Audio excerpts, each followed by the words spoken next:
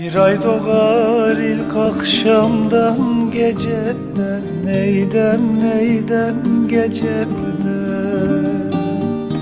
Şavkı vurur pencereden, bacadan. Dağlar kışımış, yolcum üşümüş, nasıl edem?